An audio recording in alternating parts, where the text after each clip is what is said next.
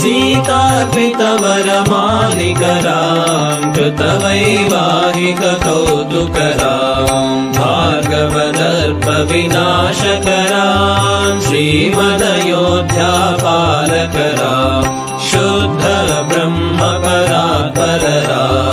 कालात्मकपरमेश्वररां शुद्ध ब्रह्मपरात्पररां कालात्मकपरमेश्वररां अगणित गुणगणभूषितरां